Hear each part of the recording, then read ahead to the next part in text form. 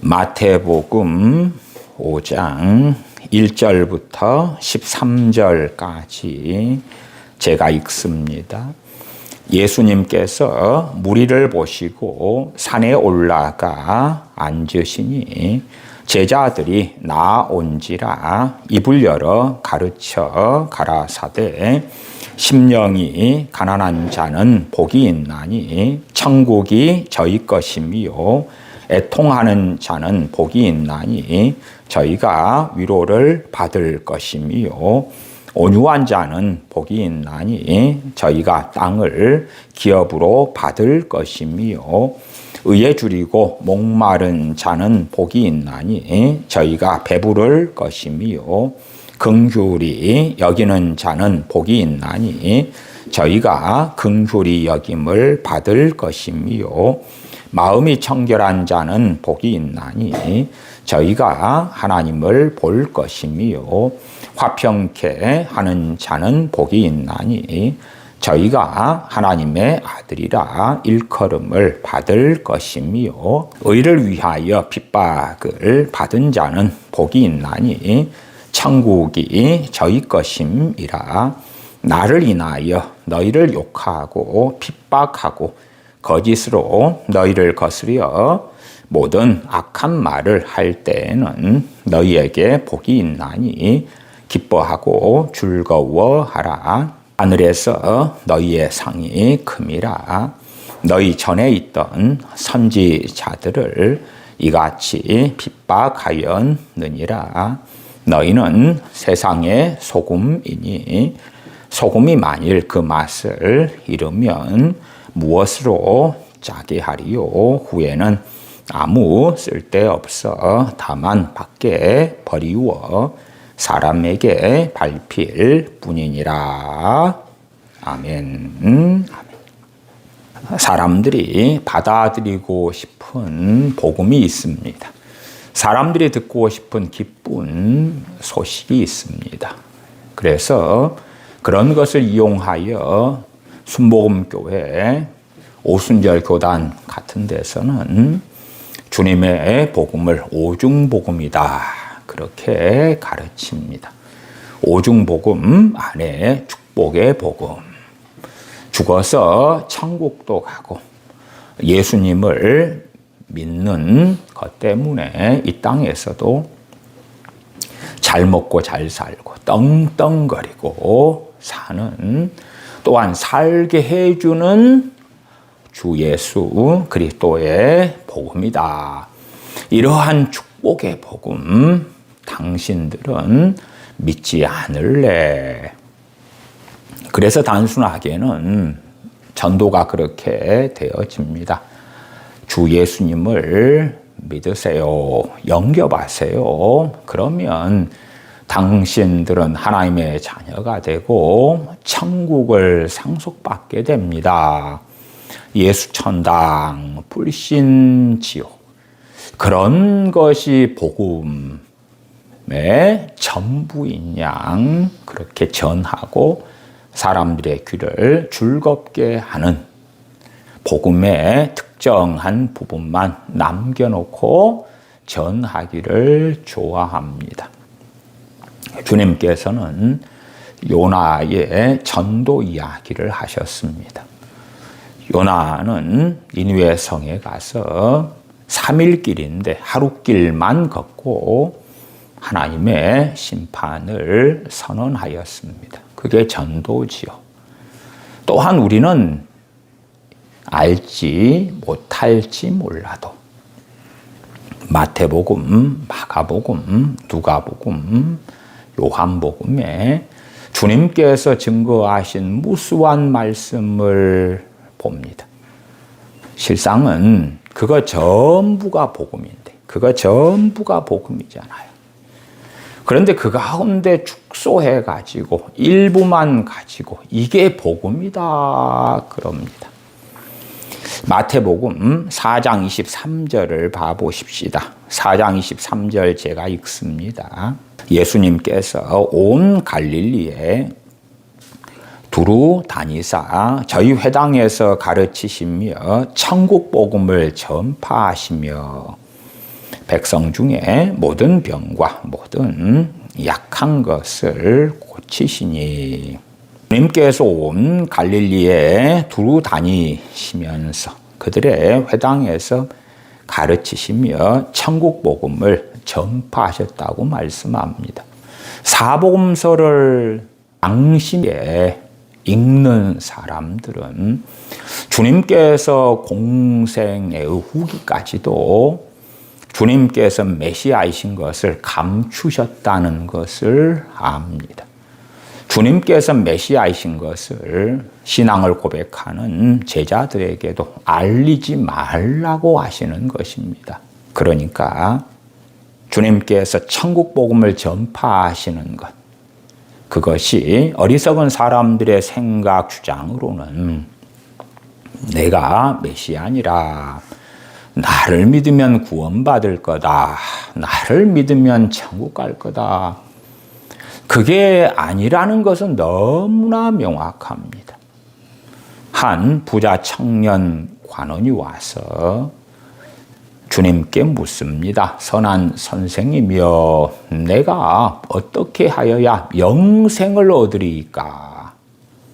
그러면 거기에서 우리가 생각하는 정답이 있습니다. 물론 우리가 주장하고 믿고 싶은 정답과 주님께서 증거하신 정답 중에 정답하고는 너무 다릅니다만은 주님께서는 네게 한 가지 부족한 것이 있으니 네 모든 소유를 팔아서 가난한 자들에게 주고 너는 나를 따르라 말씀하십니다. 그것이 그 부자 청년 관원이 영생을 얻는 유일한 방법이었습니다. 정말 정확한, 적확한 말씀이었지요.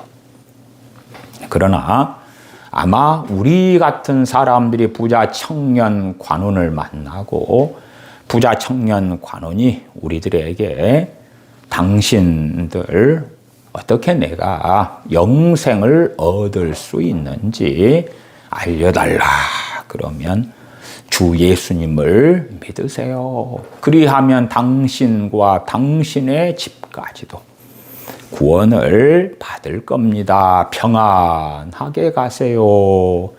예수님만 믿으면 구원받습니다. 영생 얻습니다. 천국 갑니다. 하나님의 자녀가 됩니다.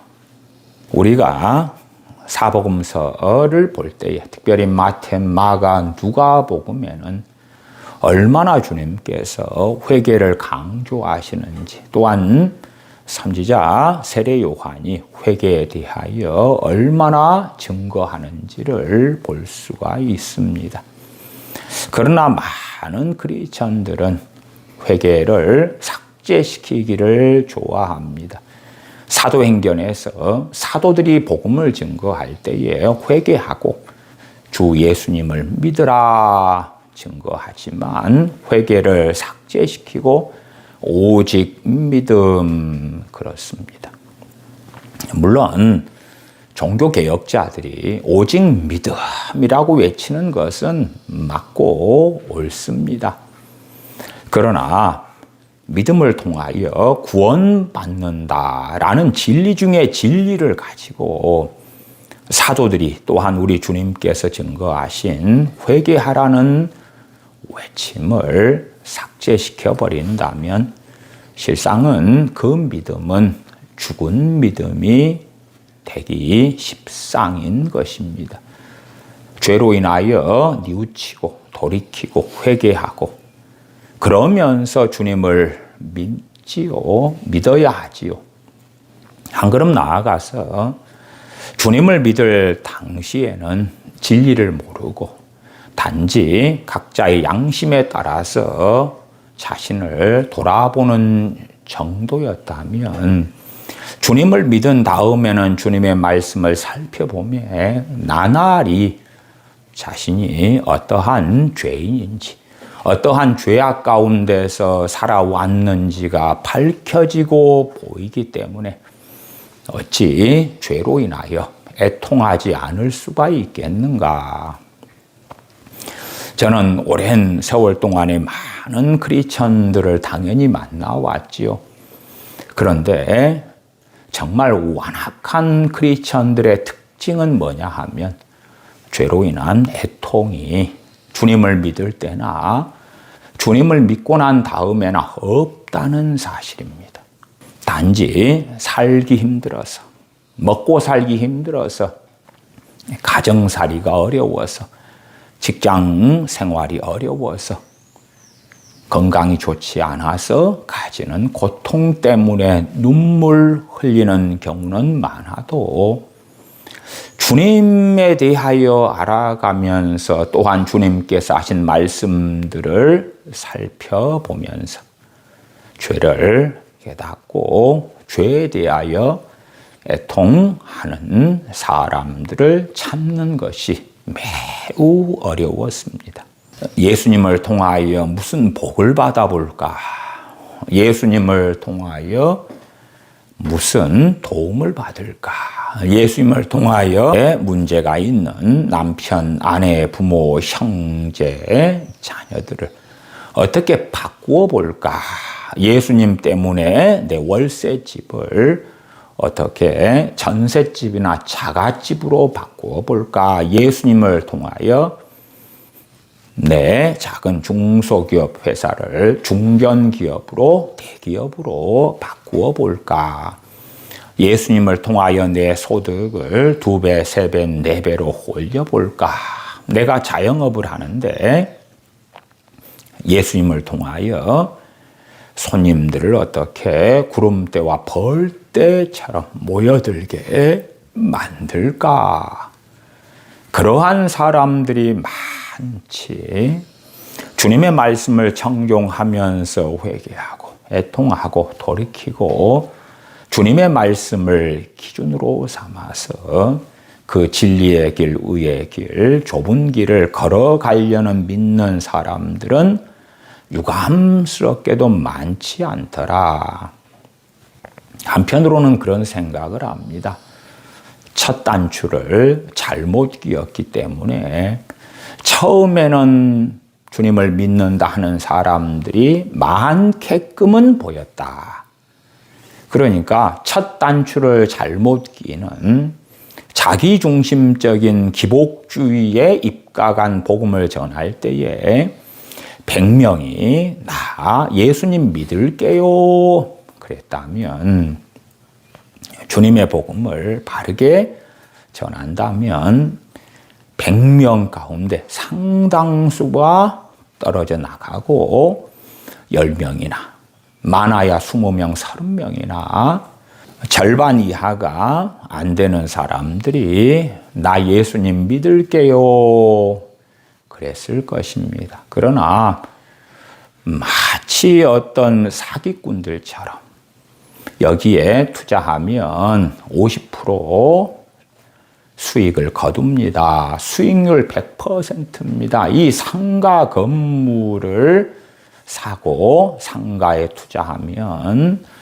엄청난 소득을 올리게 됩니다. 그러나 막상 뚜껑을 열어 놓았더니 그렇지 않았던 것이지요. 그런 것처럼 주님 믿으면 여의도 순복음교회나 기하성 교단 신학으로 주장하는 것처럼 땅에서도 잘 됩니다. 이 땅에서 장수합니다. 성공합니다. 잘 나갑니다. 3가지의 복을 받습니다. 범사가 잘 됩니다. 천국 갑니다. 건강합니다. 그렇게 해주시는 예수님 믿으실래요? 안 믿으실래요? 그러한 오순절 교단에서 전하는 기복주의 복음이 개발도상국이나 후진국, 아프리카 같은 데 전해지니까 그런 데에서는 나 예수님 믿을게요. 예수님 믿어서 가난에서 벗어나고 싶어요. 천국 가는 것은 옵션으로 만들고요. 그렇게 해서 믿는 사람들의 증가들이 보도되어집니다. 그렇게 사람들이 생각하는 마태복음 4장 23절에 주님께서 천국 복음을 전파하신다. 그러나 주님께서는 공개적으로 내가 메시아다 그렇게 말씀하시지 않습니다. 오히려 공생애의 말미에 사도들에게 묻습니다. 사람들이 나를 누구라고 하느냐? 더러는 세례 요한이다. 더러는 엘리야다. 그럽니다. 그러면 너희는 나를 누구라고 하느냐? 그때에 베드로 사도가 주는 그리스도시요 살아계신 하나님의 아들이시니이다. 바요나 시모나 네가 복이 있도다. 이를 네게 알게 한 이는 혈육이 아니요 하늘에 계신 내 아버지시니라 말씀하십니다. 주님께서 사도들에게 내가 메시아니라, 내가 그리스도니라, 내가 독생하신 하나님이시니라 그렇게 직접적으로 공생의 기간 동안에 말씀해 주지 않으셨습니다. 주님 말씀을 듣고 간접적으로 주님의 기적과 이적 표적을 본 다음에 어떻게 해야 될까? 주님은 어떤 분인가? 귀신들은 당신은 하나님의 아들이시니이다 외칠 때에 주님께서는 잠잠하라. 그리고 귀신들을 쫓아내셨습니다. 그러한 것들을 주님의 제자들이 경험하면서 우리의 선생님은 어떤 분인가? 우리의 랍비는 누구신가? 단지 선지자에 불과하실까? 아니면 약속하신 메시아신가? 산헤드린 공회에서 주님 재판 받으실 때에 대제사장이 묻습니다. 너가 그리스도냐? 그러면 주님께서 그때서야 네가 말하였느니라. 네가 말하였느니라. 그리고 응답하십니다. 그러면 과연 주님께서 증거하신 천국 복음은 무엇일까? 그래서 당연하게 마태, 마가, 누가, 요한복음이 전체가 복음이에요. 어리석은 사람들은 오늘 본문 팔복 같은 말씀을 본 다음에 이건 복음이 아닌데, 이건 복음이 아닌데, 이 마태복음 가운데서 아주 조금의 복음, 예수님께서 우리 죄를 위하여 십자가에 죽으시고 부활하셨다네, 다시 오신다네, 이 예수님을 믿으면 천국 간다네, 그렇게 조금 뽑아낸 다음에 나 예수님 믿을게요. 마치 사람이 있다면 사람의 백체 가운데 한두 개를 골라내는 것입니다. 나는 사람의 눈동자가 이쁘니까 눈동자 하나. 나는 손가락이 이쁘니까 손가락 가운데 두 번째 손가락, 검지 손가락. 그걸 골라낸 다음에 야, 이것이 아무개다. 나는 눈 하나, 코 하나. 나는 귀 하나, 입술 하나. 나는 큰 심장과 위장 두 개를 골라낸 다음에 이것이 아무개니라. 그건 참 끔찍한 일이겠죠. 그래서 어리석은 사람들은 마태복음, 마가복음, 누가복음, 요한복음 그러면은 주님 고난당하시고 죽으시고 부활하시고 아니면 주님께서 이 땅에 인카네이션 성육신 하신 것 그렇게 극소의 부분만 잘라낸 다음에 나 주님 믿을게요. 그런 것처럼 복음에 대한 왜곡과 오해는 굉장히 심합니다. 왜냐하면 사람들은 달콤한 것을 원하거든요. 달콤한 것, 귀에 듣기에 즐거운 것. 그러니까 주님께서 고라하신 가버나움 베세다에 화 있을진저 주님께서 많은 권능을 행한 고을들이 회개치 아니함으로 화 있을진저. 그러면 주님께서 고라신 가버나움 베세다에 핵심적으로 증거하신 말씀이 뭐란 이야기입니까? 회개하라고 그들의 죄악들을 책망하신 말씀이죠.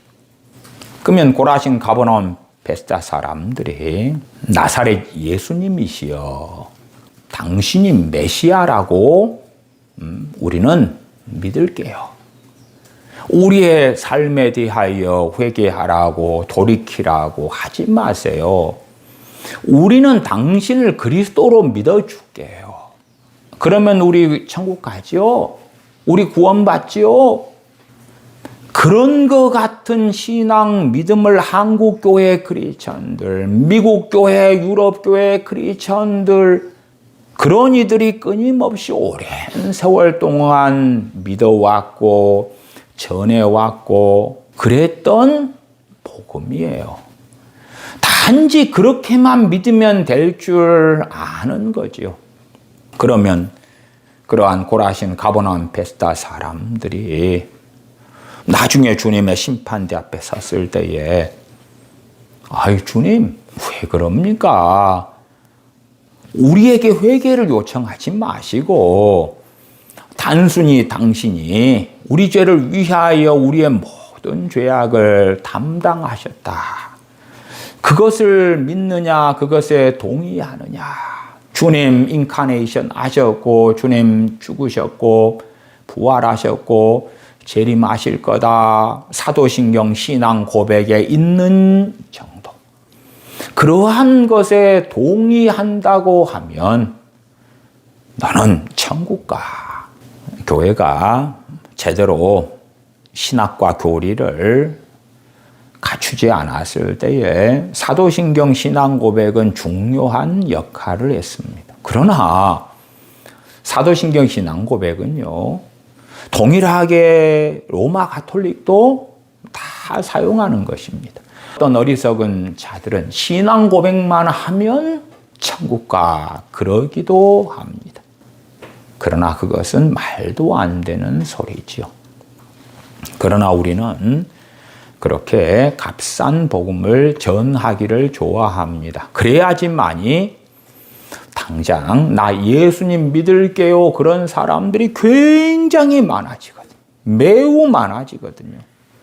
나 예수님 믿을게요 그러면 천국 가지요. 그 다음에 기도하는 거죠. 한국에 전례적으로 내려왔던 샤머니즘적인 기도의 본성에 따라서 비나이다 비나이다 하나님이시여, 비나이다 비나이다 예수님이시여, 나의 소원을 들어주세요.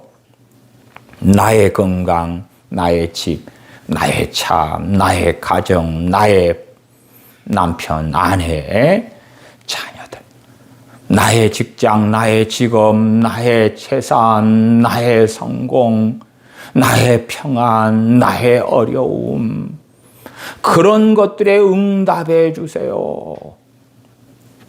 그래서 정광훈 씨 같은 사람은 록펠러의 11조 같은 것을 그렇게 오랫동안 전해왔던 것입니다. 봐보세요. 록펠러가 11조를 해가지고 얼마나 세계적인 부자가 된 줄 압니까? 그러는 것입니다. 그러면 사도들은 11조 안 했겠습니까? 주님께서 이것도 행하고 저것도 행해야 할 것이다 말씀하시죠. 박하와 근채와 채양의 11조도 드리고, 그러나 율법에 더 중한 바 인과 의와 신도 지키고, 사도들은 당연히 주님 말씀을 직접 들었기 때문에 11조 생활도 했고, 그러나 율법에 더 중한 바 인과 의와 신을 행하는데 중점적인 삶을 살았다. 그러면 사도들은 록펠러보다 더 많은 부귀 영화를 가졌어야 되겠죠. 사도 바울은 어떻습니까?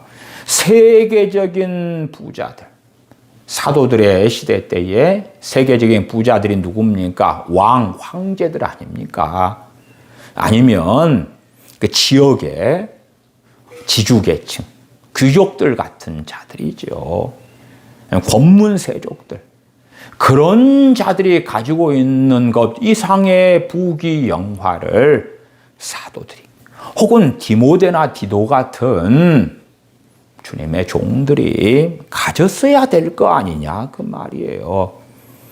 그러나 사람들은 그걸 좋아해요. 소위 세상 속담으로 개가 똥을 어떻게 끊겠느냐 그런 말을 하죠. 성경을 읽으면서 끊임없이 내게 유익이 될 것 같은, 내게 하나님께서 보장해 주시는 것 같은 약속들, 그걸 내놓아 보세요. 그렇게 눈이 빨개져 가지고 보는 것이죠. 마태복음 5장, 6장, 7장은 대표적인 천국 복음입니다. 대표적인 천국 복음이에요. 주님께서 말씀을 증거하신 사람들에게 드러내어 놓고 내가 메시아다, 그런 적이 어디 있는가 찾아보시라 그 말이에요. 찾아보시라. 그들이 주님 말씀 듣고 주님의 행하시는 걸 보고 주님을 메시아로 믿는지 그렇지 않는지는 각자가 선택했던 것입니다. 그렇지 주님 자신이 내가 메시아니까 믿어보지 않을래. 나를 믿기만 하면 돼. 너희들이 어떠한 완악한 삶, 이단 사이비적인 삶, 너희가 얼마나 세상 욕심으로 가득한 삶, 우상 숭배로 가득한 삶을 살든지 간에 괜찮아. 나를 믿기만 하면 된단다. 그런 것 같은 천국 복음을 전하셨다고 망상하는 자들이 많은 거예요. 많아. 그렇기 때문에 강단에서는 목회자들이 죄에 대하여 책망하지 않습니다. 주님의 말씀을 명확하게 밝히지 않아요. 사람들에게 듣기 좋은 이야기로 둔갑을 시키는 것입니다. 나는 이미 복음을 알아. 우리 주님 성육신 하셨고 고난 받으셨고 십자가에 죽으셨고 장사 지낸 바 3일 만에 부활하셨고 40일 이 땅에 계시다가 승천하셨어. 다시 오실 거야. 나는 이 복음을 믿지롱, 알지롱, 인정하지롱, 신하지롱. 주는 그리스도시요 살아계신 하나님의 아들이시니이다. 나도 베드로 사도처럼 그 신앙 고백에 동의한단 말입니다. 이상 끝. 주님 만족하지요? 다 그러면 천국 가지요. 그러나 오늘 본문 마태복음 1장부터 팔복에 대한 말씀을 봐보십시다. 마태복음 5장 1절부터 팔복에 대한 말씀을 봐보십시다. 5장 1절입니다. 예수님께서 무리를 보시고 산에 올라가 앉으시니 제자들이 나온지라. 주님께서 말씀을 증거하신 대상이 누굴까? 무리일까? 제자들일까? 무리일까? 제자들일까? 물론 주님께서는 당연하게 이 모든 사람들에게 말씀하신 건 맞아요. 맞아. 부모도 그렇잖아요. 큰아들을 책망하면서 옆에 있는 둘째 아들에게 들으라고 이야기할 때가 얼마나 많습니까? 아니면 자식이 오남매다. 그럼 그 가운데 잘못한 자식 하나를 부모가 책망하면서 어떠한 의도를 가집니까? 함께 듣고 있는 다른 사남매가 듣고 정신을 차리기를 바라지요. 그러니까 마태복음 5장, 6장, 7장의 산상순의 대상은 저는 그렇게 말씀드려요. 무리가 아니고 제자들이다. 그 말이. 첫째 대상은 제자들이다. 그리고 간접적으로 무리들이다. 왜 첫째 대상이 제자들이라고 말씀드리냐? 그러면 13절에 보시면 명확하지요. 너희는 세상의 소금이니. 무리들에게 어중이 떠중이들이 모였는데 너희는 세상의 소금이니 그럽니까? 아니면 14절에 너희는 세상의 빛이라. 어중이 떠중이들에게 너희는 세상의 빛이라 그럽니까? 아니지요. 아니지요. 주님의 제자들에게 하시는 말씀이에요. 사도들만이 아니라 주님의 제자들. 70명의 제자들이든 그 외의 여러 여자들이든 주님의 제자들에게 하시는 말씀이다고 밝힙니다. 그러나 무리들도 함께 참여하여 듣지요. 주님의 가르치심을 듣는 것입니다. 5장 2절 입을 열어 가르쳐 가라사대 심령이 가난한 자는 복이 있나니 천국이 저희 것이미요. 자, 이러한 5장 3절 같은 말씀도 우리 대부분의 믿는 사람은 어떻게 바꾸어 버립니까? 천국이 저희 것이미요. 그 말은 구원받는다 그 말이죠. 인생이 마감된 다음에 천국에 들어간다 그 말 아닙니까? 천국을 유업으로 상속으로 받는다 그 말 아닙니까? 천국의 시민권자가 된다. 주님의 생명책에 이름이 기록된다 그 말이죠. 거듭난 하나님의 자녀다 그 말이죠. 그러면 심령이 가난한 자는 복이 있나니 천국이 저희 것이며. 심령이 가난한 자의 복, 실상은 복 중의 복이지요. 그런데 주님께서 이렇게 팔복으로 증거하신 천국 복음을, 천국 복음이에요 이게. 천국 복음의 대표적인 말씀이 산상수훈입니다. 그런데 이것을 어떻게 바꾸어 버리냐 그러면 예수님을 믿는 자는 복이 있나니 천국이 저희 것이며. 이상 끝, 이상 끝. 그러니까 5장 3절에 주의할 필요는 없어지는 거예요. 한 걸음 나아가서 그래 예수님 믿는 사람도 천국인데 심령이 가난한 자도 천국이다고 그러면 그렇게 주장하자. 예수님 믿는 사람 이퀄 심령이 가난한 자. 나는 예수님 믿었어. 나는 심령이 가난한 자야. 이상 끝. 그러면 논리가 간단하지? 그러니까 심령이 가난한 자는 나야 나. 심령이 가난한 자는 예수님 믿는 자거든. 나야 나. 뱃속 안에 온갖 탐욕과 악의와 거짓과 위선이 가득해도 나는 심령이 가난한 자야. 왜? 나는 예수님 믿는 자거든. 그래서 나는 천국 가거든.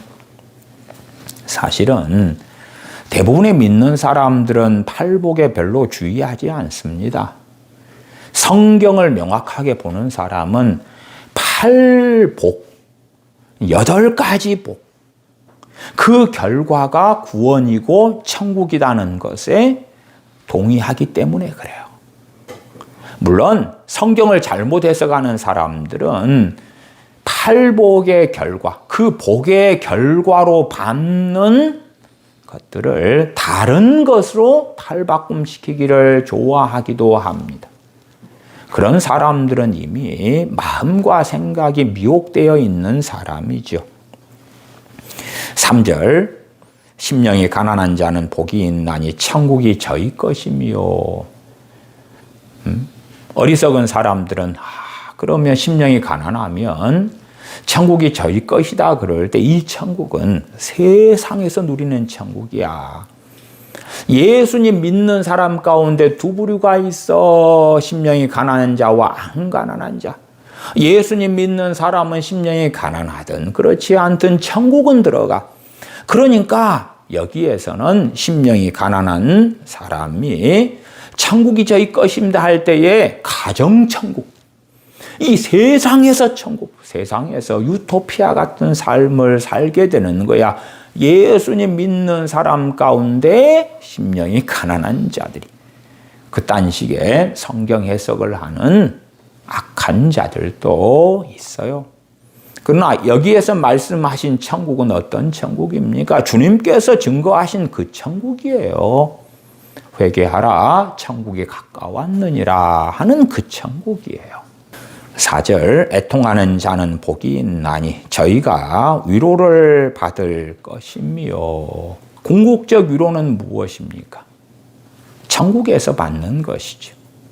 요한계시록에서 또 확인합니다. 다시는 눈물이 없다. 다시는 애통하는 것이 없다가 궁극적인 위로입니다.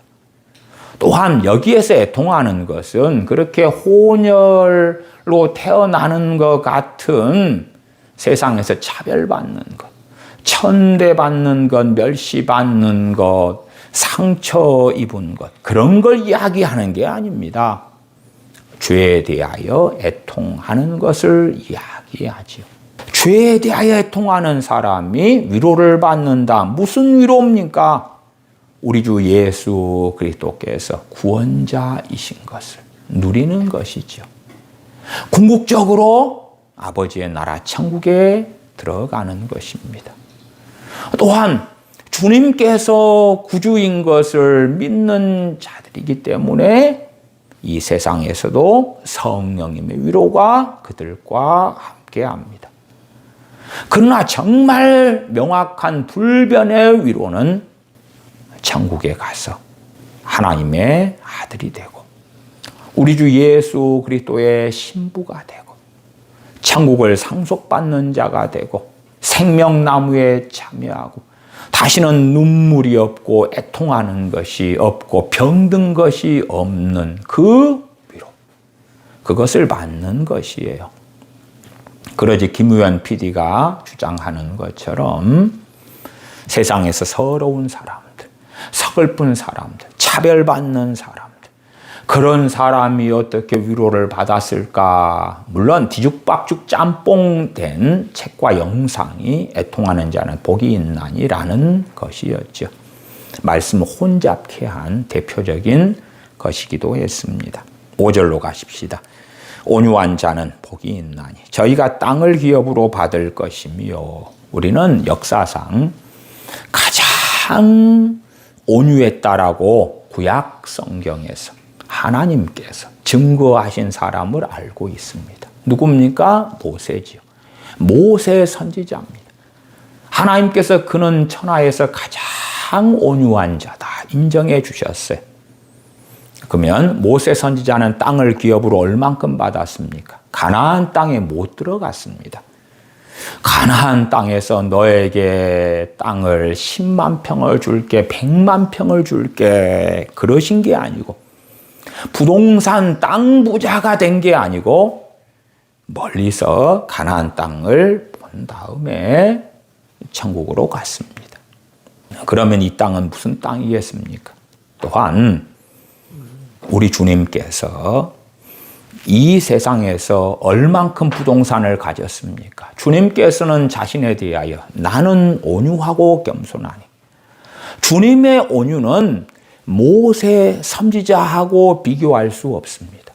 비교할 수 없어요. 구약에서는 모세 선지자가 가장 온유한 자였는데, 그러나 만왕의 왕 되시는 우리 주님의 온유와 어떻게 비교합니까? 우리 주님께서는 온유하셨는데 이 세상에서 땅을 얼만큼 가지셨습니까? 몇 평이나 가지셨습니까? 그러나 주님께서 부활하신 다음에 제자들에게 하늘과 땅의 모든 권세를 내게 주셨으니 라고 말씀합니다. 그러면 모든 땅에 대한 소유권이 전폭적으로 주님께서 행사하실 때가 언제입니까? 새하늘과 새 땅 가운데서지요. 이 땅에서 우리 믿는 사람이 온유하게 주님 말씀대로 산다고 합시다. 온유한 정도만큼 땅을 받습니까? 누구는 100평, 누구는 1000평, 누구는 10,000평. 어떠한 완악한 부흥사들은 그래서 교인들을 돈벌이의 수단으로 삼습니다. 자, 온유한 사람은 땅 부자가 됩니다. 그러면 이 온유한 뜻은 이 뜻이에요. 이렇게 하세요. 이렇게 해요. 그러면 땅 부자가 되는 거예요. 땅 부자 되고 싶지 않아요. 저 강남에 1000평 땅을 얻고 싶지 않아요?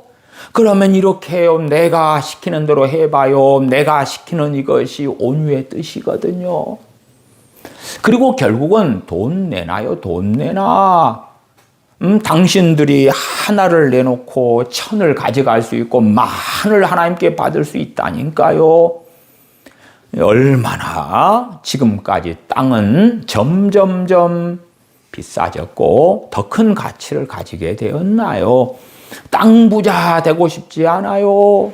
그러나 이 땅은 요한계시록에서 궁극적으로 이루어질 새 하늘과 새 땅 가운데 땅이에요. 주님께 충성한 종들에게 10고울의 권세를 차지하라, 5고울의 권세를 차지하라 하는 그 땅이죠. 그 땅.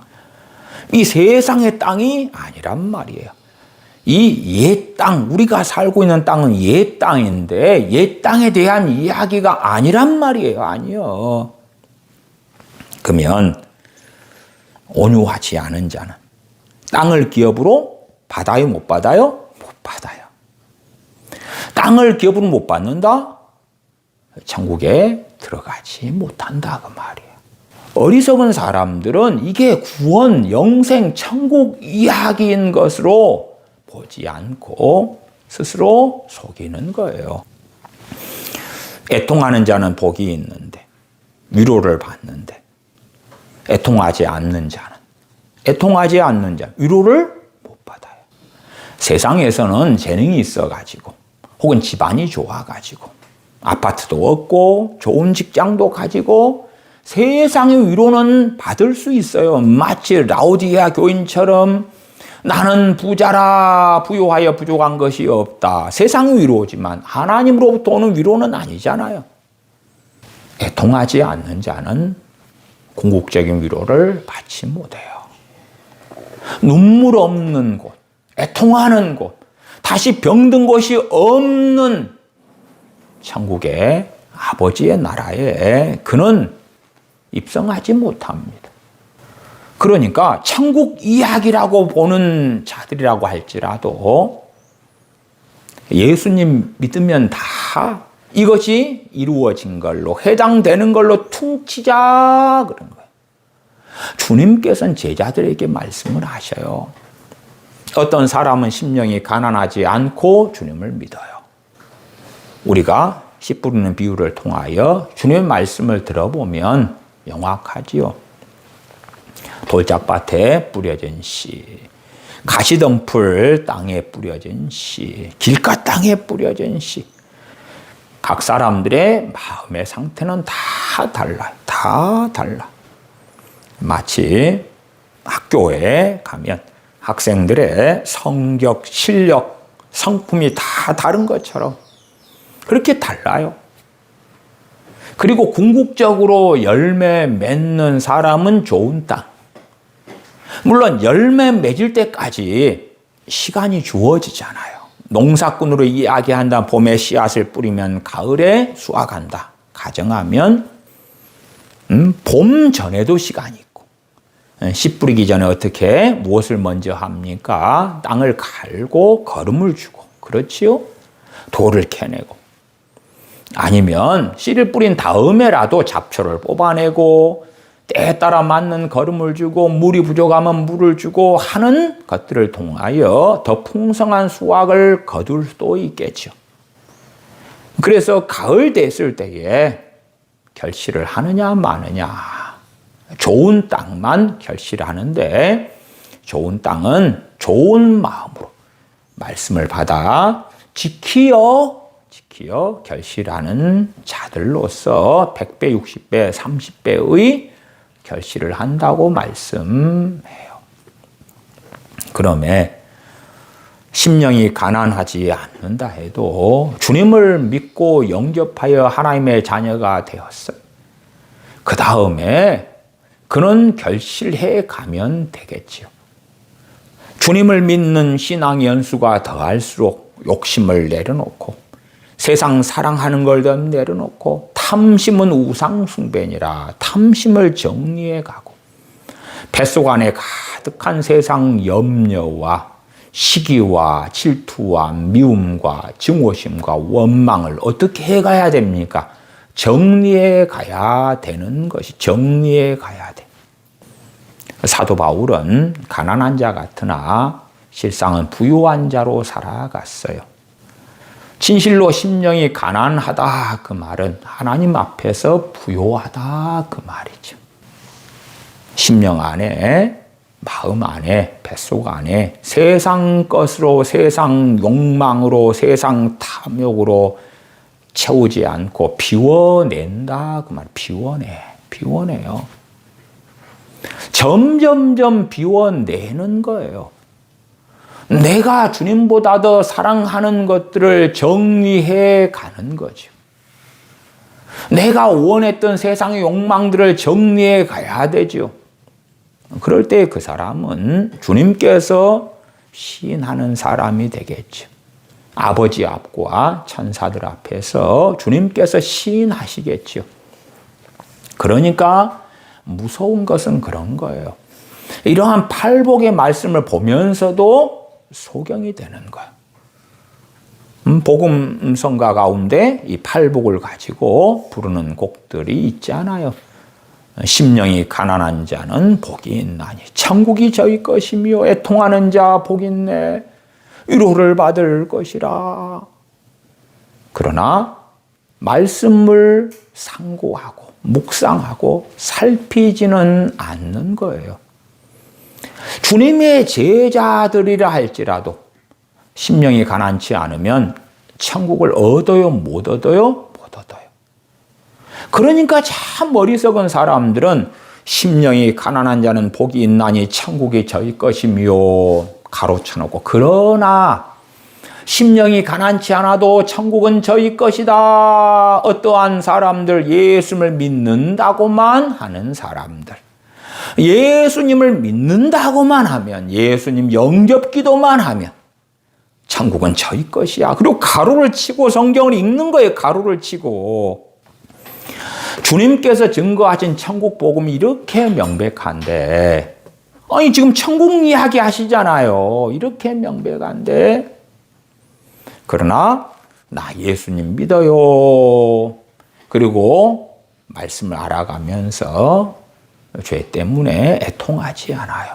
애통한다는 건 회개한다 그 말이. 회개한다.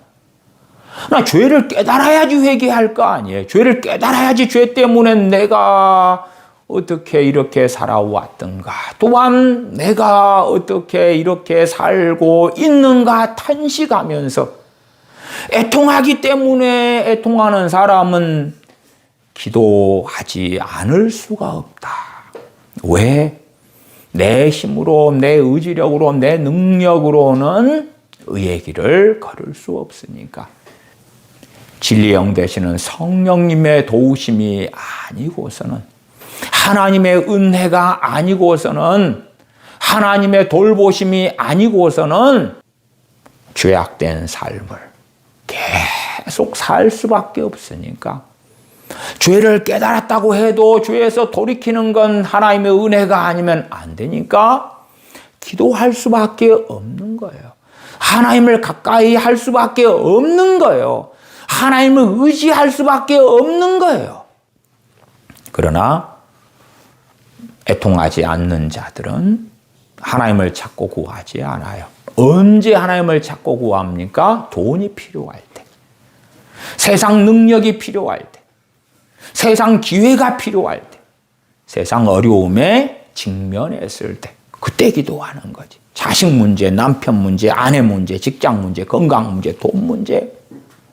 물론 우리 주님을 믿는 사람들은 그런 부분에서 다 기도해야 되고 기도할 수 있고 하나님을 의지해야 돼요. 아빠가 퇴근하시면서 치킨과 피자를 사왔는데 자녀들이 자기들 방에서 나와가지고 또르륵 달려와서 아빠 손에 있는 치킨과 피자만 받아가지고 또르륵 들어가 버리면 주객이 전도된 거잖아요. 그런 것처럼 우리가 모든 일에 하나님을 의지하고 사는 건 하나님의 자녀로서 마땅한 거예요. 그러나 가장 가장 중요한 하나님에 대한 의지는 애통하는 것에 있어서 내가 하나님의 말씀과 다른 길을 걸어온 것에서 뉘우치고 회개하고 터닝해가지고 의의 길, 진리의 길을 걷기 위하여 애통하며 회개하며 하나님의 도우심을 구하며 엎드리는 것이 중심이 되어져야 되지요. 하나님의 영광이 무엇인지, 하나님을 기쁘시게 하는 것이 무엇인지를 깨닫기 때문에 무엇이 중헌디 하는 말처럼 정말 무엇이 중요한지를 알기 때문에 그것을 먼저 구하는 거죠. 마태복음 6장에 너희는 먼저 그의 나라와 그의 의를 구하라. 그리하면 이 모든 것을 너희에게 더하시리라 하시는 말씀처럼 하나님의 나라와 하나님의 의를 구하는 거죠. 그러나 그런 것들은 사라지고 주객이 전도되는 거다 그 말이에요. 언제나 기도하는가? 평상시의 삶에서 하나님의 나라와 하나님의 의는 구하지 않고 죄를 깨닫거나 주님의 뜻, 아버지 하나님의 말씀을 깨닫고 죄가 무엇인지 아는 가운데 애통하고 회개하고 말씀대로 살기 원하여 엎드리고 탄식하고 때로는 금식하고 기도하고 그러는 게 아니라 돈이 부족하니까 나는 전세에서 살고 싶은데 월세니까 나는 월세 작은 몇 평짜리 원룸에 살고 있는데 여기 아니라 자가 아파트에서 살고 싶어요. 내 친구들은 부모가 잘나가지고 아파트를 사준다는데 나는 왜 원룸에서 결혼생활, 신혼생활을 시작해야 된단 말입니까? 라고 애통하는 것. 누구는 대기업에 들어가서 연봉을 얼마 받는데 나는 중소기업이어서 그들과 격차가 너무 커요. 나는 서글퍼요, 서러워요. 나는 어떻게 이런 삶을 내가 살아야 한단 말입니까? 나도 저들 이상으로 많은 돈을 벌고 싶어요. 그렇게 서러워서 애통하는 것. 현 시대에 많은 CCM들이나 많은 설교자들은 이 애통하는 자에 대하여 세상에서 상처받고 서럽고 가난하고 천대받고 멸시받고 왕따당하고 그런 애통으로 바꿔버리니까 나 상처받았어요. 나는 피해받았어요. 나는 피해자예요. 나는 서러워요. 나는 왕따예요. 내게 하나님의 위로가 있을 거라고요. 너무 좋아요. 그러나 위로를 기다려보라 그 말이에요. 죽을 때까지 무슨 위로가 오는가. 여기에서 위로는 궁극적으로 아버지의 나라, 천국을 상속받는 거예요. 사도들이 이 세상에서 물질적인 무슨 위로를 받았습니까? 아니면 선지자들 가운데 절대 다수는 세상에서 어떠한 영광을 얻었습니까? 5절 온유한 자는 복이 있나니 저희가 땅을 기업으로 받을 것이며 해서 땅도 새 땅이다 말씀드렸어요. 새 땅이다. 새 땅을 유업으로 받는 사람. 주님께서는 나는 온유하고 겸손하니 내게 와서 나의 멍에를 메고 배우라. 배우라 말씀하셨어요. 주님께 배우는 사람은 주님의 온유와 겸손을 본받을 거고 주님께 배우지 않는 사람들은 갑질할 거고 니하고 나하고 뭐 레벨이 틀리다든지 급이 틀리다든지 아니면 저 사람은 나보다 재산이 많아 급이 높아 나는 열등감을 가질 수밖에 없어 그러겠지요. 그러면서 어리석어져 가는 거죠. 주님을 닮아가면 주님께 배우면 온유와 겸손의 사람이 되어져 갈 수밖에 없다. 그러나 주님께 안 배우면 주님께 안 배워도 갑질하고 열등감 덩어리가 되고 혹은 나는 대기업에 다니니까 우월감 덩어리가 되고 그렇게 하면서 나는 예수님 믿어. 믿으니까 괜찮아. 주님을 믿는 사람은 주님을 닮아갈 수밖에 없는 거지요. 그리스도의 장성한 분량에 이르러 갈 수밖에 없는 거예요. 물론 나중된 자가 먼저 되고 먼저 된 자가 나중되는 것처럼 주님을 믿는 건 일찍 믿었는데 신앙에 있어서는 진보하는 것이 아주 느릴 수도 있어요. 느리지만 어떤 사람은 거북이처럼 가고 또한 어떤 사람은 토끼처럼 가는데 그러나 뒤로 퇴보하고 물러서고 침륜에 빠지면 주님과 아무 상관이 없는 사람일 뿐이다. 그 말이에요. 20년 동안 주 예수님을 믿는데 주님을 닮은 게 없어요. 심지어 세상 사람과 똑같거나 세상 사람보다 못해요. 세상 사람이 손가락질하는 사람이 된다고 생각해 보십시다. 어이고, 저 사람은 예수님 믿는다면서 왜 저럴까? 차라리 저런 삶을 살 바야 예수님 믿는다고 말하지나 말지. 그런 사람들은 얼마나 많습니까? 예수님 믿는다고 하는 30년 믿어서 장로 된 사람, 그러나 입에서 나오는 게 더러운 말, 온갖 악한 말만 쏟아내면서 나는 어느 교회 장로요. 그 사람은 30년 우리 주님 믿었는데 주님과 닮은 곳이 어디가 있는가? 그 말이에요.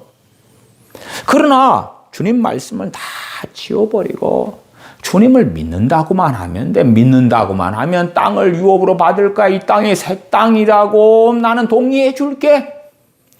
천국을 유업으로 받는다는 뜻이라고 나는 인정해 줄게. 온유하지 않아도 강팍해도 악해도 완악해도 저주하는 자의 삶을 살아가도 온갖 죄악 가운데 뒹굴어도 나는 새 땅을 유업으로 받게 될 거야. 왜? 예수님 믿으니까. 그래서 많은 예수님 믿는 사람들이 팔복에 대하여 그 가운데 어떠한 말씀들은 야, 예수님 믿을 때 해당되는 거야. 믿을 때. 나는 이미 예수님 믿은 지 10년 됐어. 그러니까 심령이 가난한 거 상관없어.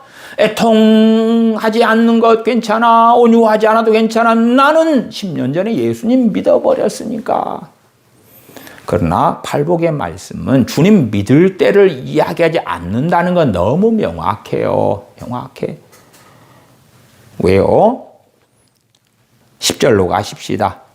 의를 위하여 핍박을 받은 자는 복이 있나니 천국이 저희 것입니다. 의를 위하여 핍박을 받는 자. 의가 무슨 의입니까? 하나님의 의지요. 하나님의 뜻을 행하기 때문에 우리 주님의 말씀을 준행하기 때문에 핍박을 받죠. 초대교회 시대에 또한 중세시대와 종교개혁자들의 시대에 혹은 최근에 시진핑이는 지하교회 목사님들 300명을 체포해서 감금을 했잖아요. 북한은 어떻습니까? 아프리카 어느 나라든 어떻습니까? 핍박을 받아요.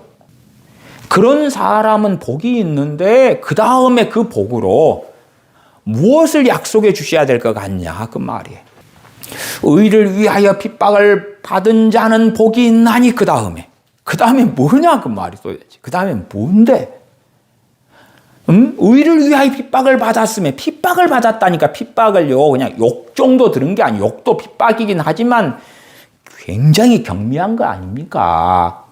내 몸에 상해를 입혀야죠. 상해를. 직접적인 가해를 당해야지요. 집단 폭행을 당하든지 고문을 당하든지 직장에서 잘리든지 재산을 빼앗기든지 도망자가 될 수밖에 없게 되든지. 그러면 그 다음에는 너 자식들을 다 구원해 줄게. 너 자녀들의 인생의 부귀영화를 내가 주겠다.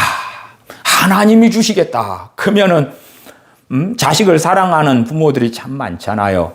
그러니까 자식을 잘되게 하기 위해서는 내가 의를 위하여 핍박을 받아야지, 그리고 머리를 디밀 수 있을 거라고 생각해요. 근데 복이라는 게 나는 이미 받았는데, 의를 위하여 핍박 안 받아도 나 예수님 믿거든. 나 천국을 얻는 자가 되었는데, 5장 10절에 의를 위하여 핍박을 받은 자는 복이 있나니 천국이 저희 것입니다. 아니, 이 천국은 이미 받았거든. 심령이 가난한 자는 복이 있나니 천국이 저희 것입니다. 심령 가난하든 말든 나 예수님 믿어서 천국을 약속받았다니까요. 천국 시민권자가 되었다니까요. 필요 없음. 심령이 가난한 자는 복이 있나니 저희가 100억을 하나님께 받을 것이며 1000만 달러를 하나님께 받을 것이며 아니면 서울에 있는 강남 금싸라기 땅을 하나님께 받을 것이며, 그러면 나도 심령이 가난하게 돼야지. 아니면 심령이 가난한 자는 복이 있나니 너무 마음에 드는 육각형 배우자를 주겠노라.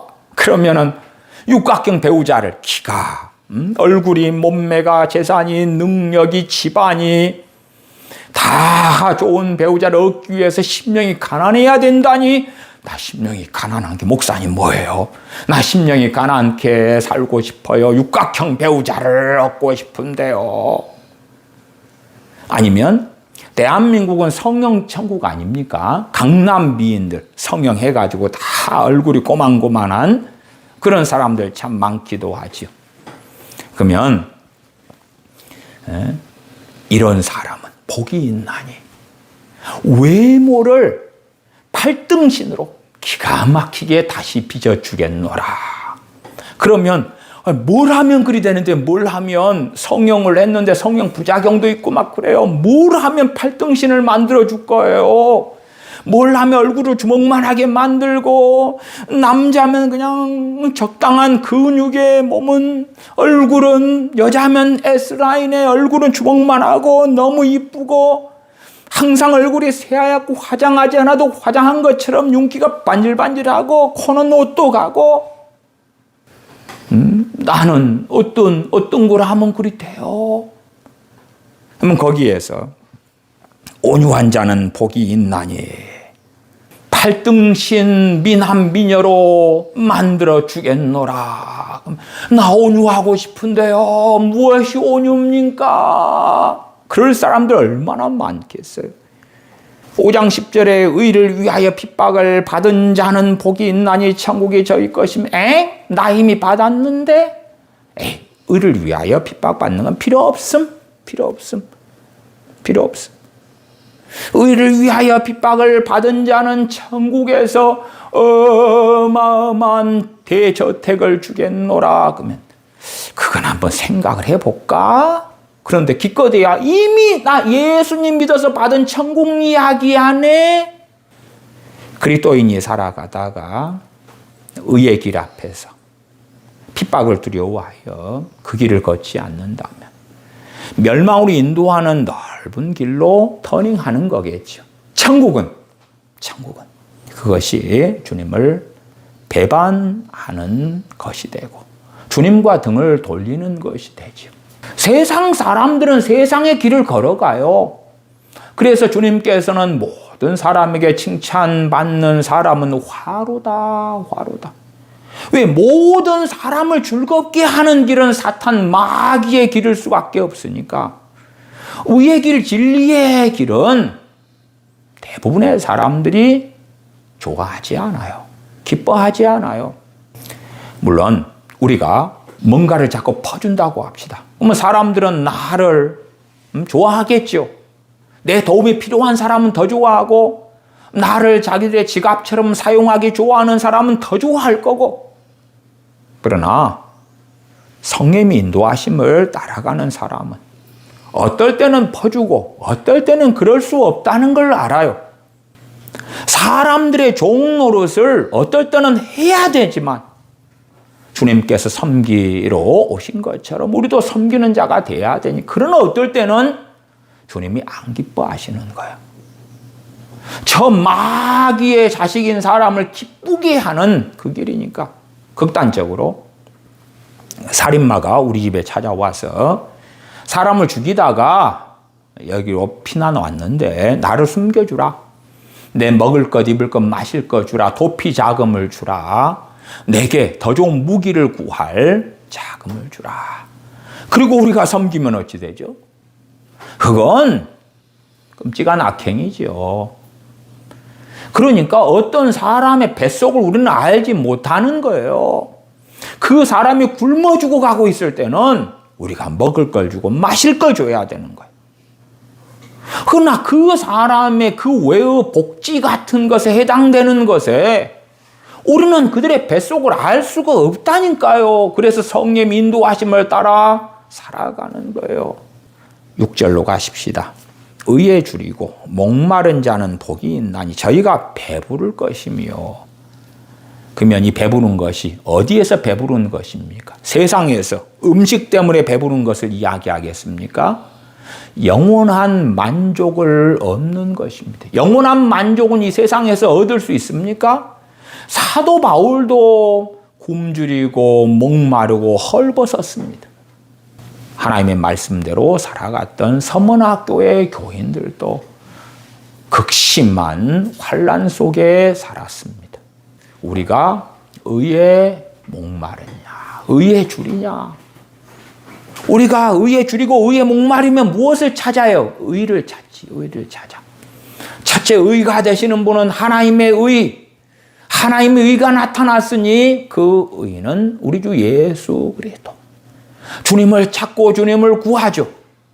두 번째는 성경 전반적으로 말씀하는 의, 하나님의 의, 하나님의 뜻, 하나님의 말씀. 어떤 삶을 살아야, 어떤 말을 해야, 어떤 생각을 가져야, 어떤 감정을 가져야 하나님을 기쁘시게 할고, 어떻게 하여야 내 육신을 기쁘게 할고, 어떻게 하여야 내 배우자를, 내 자녀들을 기쁘게 할고, 어떻게 하여야 내 인생을 달콤하게 만들까가 아니라 어떻게 해야 하나님을 영화롭게 할 것인가, 어떻게 해야 먹든지 마시든지 무엇을 하든지 하나님의 영광을 위해서 하라, 하나님을 영광스럽게 할 것인가. 거기에 목마르고 굶주려 있다 그 말이 굶주려 있어요. 의에 하나님의 의에 굶주렸고 하나님의 의에 목말랐으면 어떤가. 한여름에 너무 땀을 많이 흘리고 목마른 날은 시원한 걸 찾잖아요. 얼른 집에 가가지고 냉장고에서 시원한 거, 냉온수기에서 시원한 거 얼음 타가지고 콜라에다가 얼음 넣어가지고 시원하게 벌컥벌컥 마셔야 되겠다. 어디에 슈퍼마켓이 없나, 저기 가서 시원한 음료수 하나 얼른 먹고 싶다. 목이 마르면 마를수록 애타게 찾지요. 배가 고프면 고플수록 애타게 찾지요. 우리가 의에 줄이고 목마른 사람들, 그런 사람들에게 복이 있는데 저희가 배부를 것입니다.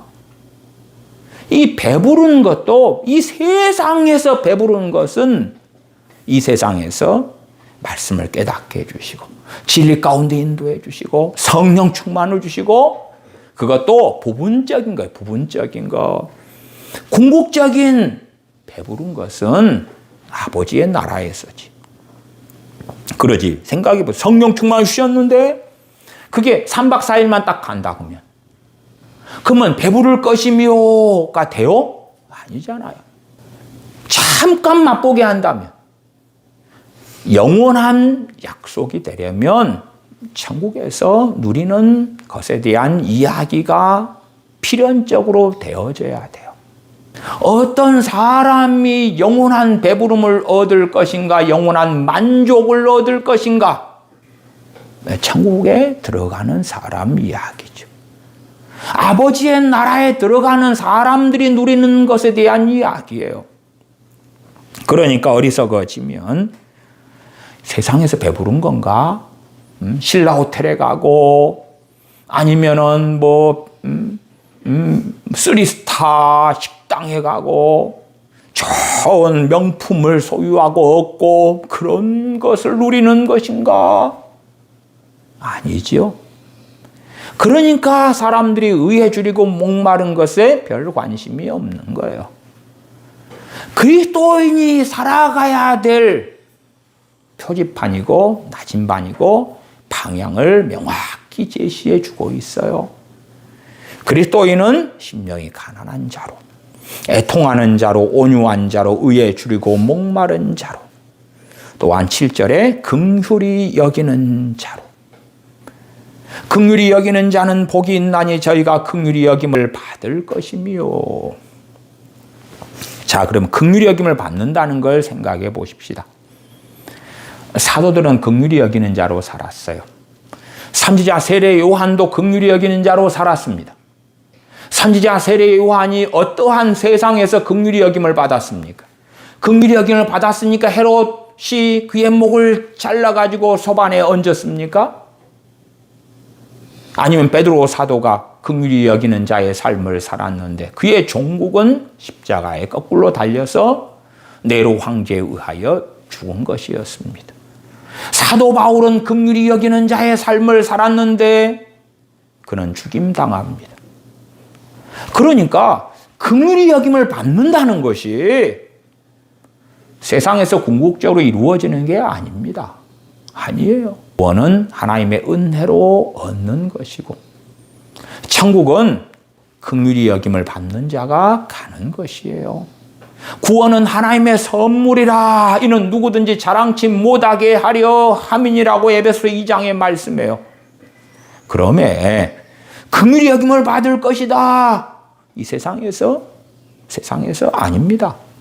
부분적으로는 세상에서 그것을 잠깐 경험할 수는 있어요. 마치 그렇게 말씀을 드립시다. 우리가 이마트나 롯데마트 가면 시식코너가 있지요. 그 시식코너에서 우리가 무료로 이걸 시식하시고 맛이 좋으면 이러한 상품이 있어요. 이러한 행사가 있어요. 이걸 사드세요. 그리고 만두 한 쪼가리, 햄 한 쪼가리를 먹을 수 있어요. 우리가 세상에서 하나님의 긍휼히 여기심을 받을 수 있는데 그건 정찬 정식이 아니고 시식코너에서 조금 먹는 것에 불과한 거예요. 얼마나 말씀대로 살아갔던 하나님의 사람들이 세상에서 멸시받고 천대받고 살다가 인생을 마감했는지를 안다면 저희가 긍휼히 여김을 받을 것이미요가 아버지의 나라에서 이루어지는 것인 줄을 알 거다 그 말이에요. 8절 마음이 청결한 자는 복이 있나니 저희가 하나님을 볼 것이며. 어리석은 사람은 마음이 청결한 자 하나님을 봐? 그러면 내가 이 세상에 살아가다가 하나님을 쫙 보고 오 하나님 봤다. 아니면 독생하신 하나님이신 우리 주님께서 쫙 내 눈에 나타나 오 성자 하나님을 내가 만났다. 그러면서 그 신사도에 무슨 애언자들 꿈을 봤어, 환상을 봤어, 뭘 어쨌어, 예수님이 어젯밤에 내게 나타났어. 그래서 나는 마음이 청결한 자야. 그건 개도 웃지 않을 이야기지요. 저희가 하나님을 볼 것이미요가 어디에서 이루어집니까? 주님께서는 보고 믿는 자가 복이 있다 했어요? 안 보고 믿는 자가 복이 있다 했어요? 안 보고 보지 못하고 믿는 자가 복이 있다 그랬어요. 천국에서 하나님을 배웠고 하나님께 예배하는 거예요. 그러면 천국에 들어가는 이야기예요. 천국에 들어가는 이야기. 9절 화평케 하는 자는 복이 있나니. 사람들을 사이좋게 하는 화평이 아닙니다. 하나님과 사람 사이의 화평. 물론 하나님의 말씀을 증거하고 우리 주 예수 그리스도의 복음을 증거한다 해서 사람들이 그것을 받아들이지 않는 경우는 대부분입니다. 한 걸음 나아가서 좀 더 포괄적인 의미의 화평케 하는 자. 그러나 기준은 하나님의 말씀이고 진리가 되어져야 되지. 저 상대방의 기분, 이쪽 사람의 기분, 이것을 맞추기 위하여 거짓말도 하고 위선도 하고 그렇게 해서 서로를 사이좋게 만드는 화평에 대한 이야기가 아니에요. 하나님과 사람, 혹은 사람과 사람의 화평이다 그래도 진리 안에서지. 사람을 주인공으로 만드는 사람과 사람 사이 화평은 전혀 아니올시다. 화평케 하는 자는 복이 있나니. 가장 근원적인 화평은 하나님과 사람이죠. 하나님과 사람. 그 화평케 하는 자로 살아가는 것의 첫 번째는 기회가 되는 대로 우리 주 예수 그리스도의 복음을 증거하는 것이죠.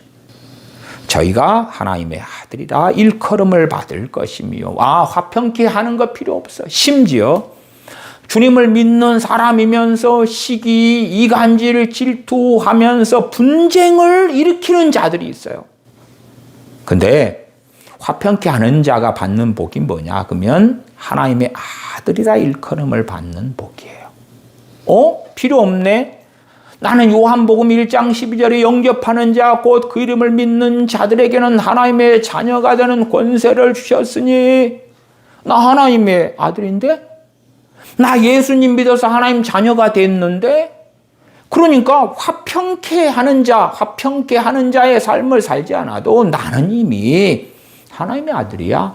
하나님의 딸이야. 왕자고 공주거든.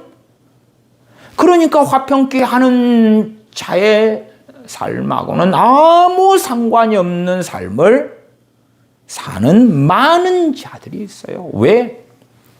나 예수님 믿음으로 구원은 따놓은 당상이거든. 그런데 13절까지 읽었죠. 오늘 13절을 보시면 너희는 세상의 소금이니 소금이 만일 그 맛을 잃으면, 소금이 소금의 기능을 하지 못하게 되면 무엇으로 짜게 하리요? 후에는 아무 쓸데없어 다만 밖에 버려진다고 하잖아요. 버려진다고. 물론 그것을 사람들은 깨닫지 못하는 경우가 많겠지만은 누가 버리십니까? 하나님이요.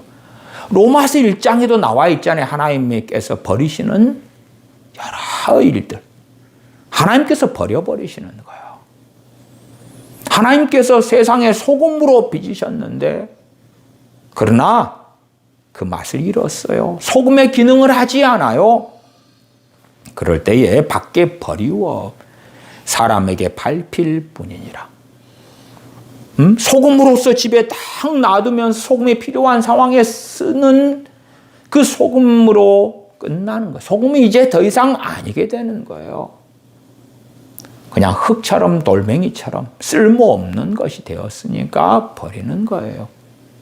그러나 우리가 어리석어지면 화평케 하는 자로 살지 않아도 돼. 이간질하고 싸움을 일으키고 분란을 일으키고 원수를 맺고, 말을 우리는 어리석어져서 잘 못 알아먹어요. 오해와 왜곡이 심해져요. 심해져. 저도 어떤 전문적인 무엇을 다루는 영상을 보면은 제가 잘 모르는 부분들이 있으니까 그것에 대하여 5분만 지나도 딱 오해가 생겨요. 왜냐 그러면 나는 알아들었다고 들었는데도 내가 전문적으로 모르는 부분이 끼어 있으니까 약간 이해가 어려운 거예요. 이해가. 그래서 내 말로 그걸 옮겨보려고 하면 다시금 정확한 워딩을 듣고 써봐야지 약간은 오해를 줄일 수가 있어요. 그러니까 제가 대한민국 한국교 유명한 목사님들 가운데 잘못된 설교를 하시는 분들이 있다 그러면은 그걸 제대로 다룰 때는 다 그 워딩을 다 적어요. 적어서 읽으면서 이야기를 해요. 그렇지 기억에 의존한다면 오류가 굉장히 심해질 수밖에 없어요. 그냥 단순한 것 아닌 한은. 근데 누가 내가 가지지 않은 지식을 바르게 전한다, 그런 정보를 주는 전문가가 있다 그럴 때 그걸 들을 때도 정확한 워딩을 내가 듣고 다시 써보고 그렇게 해야지만이 미련한 그러한 전문 지식이 없는 제 입장에서는 오해와 왜곡을 줄일 수가 있어요. 때때로는 저의 어리석음을 테스트를 하기도 해요. 누군가의 전문적인 워딩을 들은 다음에 내 말로 바꿔서 혼자 말해봐요. 근데 내가 그럴 때에 이해가 부족하다는 것이 딱 드러나요. 이해가 부족해. 아, 이것이 이해가 부족하다. 네? 왜? 표현하다 보면 야, 저 전문가가 어떠한 뜻으로 이 단어를 썼을까? 이 말을 했을까? 이게 뭔가? 그렇게 해서 고민이 되거든. 내 말로 풀어서 설명하려고 하다 보면. 그러니까 다시 전문가의 워딩을 들어보고 써보고 다시 확인해 보는 거예요. 아, 그때서야 이제 좀 더 이해를 잘할 수 있게 되어진 일들은 비일비재하게 벌어집니다. 그런 판국에 우리가 못된 심성을 가지고 잘못된 마음을 가지고 열등감이든 우월감이든 시기든 질투든 뭔가를 뱃속에 가지고 혹은 이기심이라든지 자기중심주의라든지 자기 감정, 자기 생각이 되고 중요한 자의 삶을 살아간다면 왜곡은 얼마나 심하겠는가 하는 것이에요. 그러면 화평케 하는 자의 삶이 아니라 분란을 일으키고 싸움을 일으키고 원수를 맺게 하는 삶을 살아가고 평기풍파를 일으키기도 하고 그렇게 해도 괜찮아. 왜? 9절 하반에 나는 예수님 믿었거든. 하나님의 아들이거든. 하나님의 자녀거든. 심지어 나는 목사거든. 선교사거든. 제가 아는 어떤 선교사님이 있어요. 이 양반은요. 굉장히 많은 분란을 일으켜요. 그런데 그분은 굉장히 담대해요. 왜 그런 줄 압니까? 선교사잖아. 선교사잖아. 화평케 하는 자가 아니라 문제를 일으켜요. 담대해. 왜? 9절 하반에 자기는 선교사일 뿐만 아니라 하나님의 종이고 그러면 하나님의 자녀 된 지는 이미 수십 년 전에 예수님 영접해서 하나님의 자녀 되었는데 그러니까 화평케 하는 자의 삶이 필요 없지. 화평케 하는 자는 복이 있나니 땅 100평 줄게. 네가 원하는 곳에. 화평케 하는 자는 복이 있나니 강남 아파트 30평짜리 하나 줄게. 실평수로. 화평케 하는 자는 복이 있나니 돈 10억 줄게.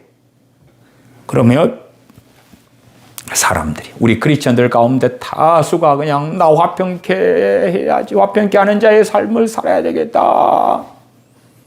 화평케 하는 자는 복이 있나 네 자식들 잘 되게 해줄게.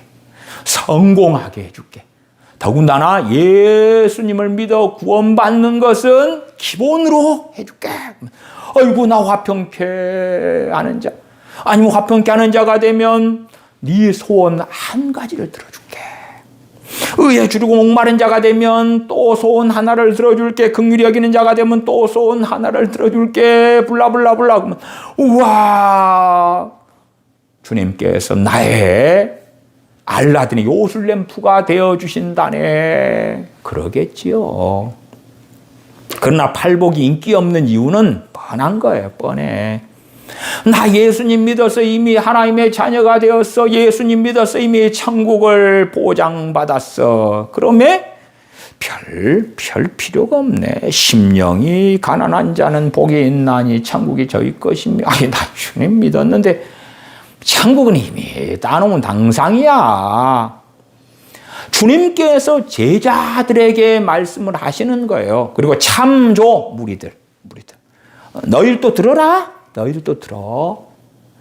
그러지 나 예수님 믿어 예수님의 제자가 되었어요. 그러니 심령이 가난한 자의 삶을 살지도 않고 애통하는 자도 온유한 자 관심 없어요. 의에 주로 목마른 자 필요 없어요. 긍휼히 여기는 자 내 뜻, 내 마음, 내 욕망대로 살 거예요. 마음이 청결한 자 아이고 마음 온갖 더럽고 탐욕, 탐심으로 가득하고 악의로 가득하고 거짓말, 시기, 질투, 미움, 원망, 서러움, 우울함, 비교, 열등감 뭐 등등등등 더 범벅이 되어 살아가도 나는 천국 갈 거니까 거기서 하나님을 만날 거예요.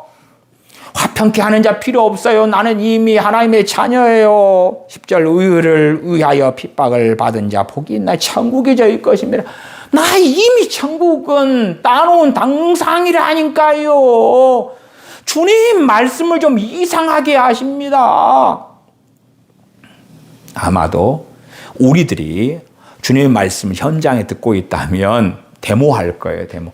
주님 오늘 팔복이라고 말씀하시는데 이단 사설 같아요. 이단 사설. 주님 그렇게 말씀하시면 안 되지. 천국이 저희 것임이라 이런 거 말고 이러이러한 삶을 살면 복이 있다 그러면서 뭔가를 보장을 해 주셔야지. 돈, 재물, 건강, 자식들의 성공, 좋은 배우자 뭐 그런 것들 있잖아요. 아니면 천국에서 뭐 어마어마한 떵떵거리는 권세, 능력, 영광 뭐 그런 것들, 이 세상의 것이든지 천국에서 것이든지 뭘 이런 걸, 이 상품들을 엄청 깔아놓고 이야기를 하셔야지.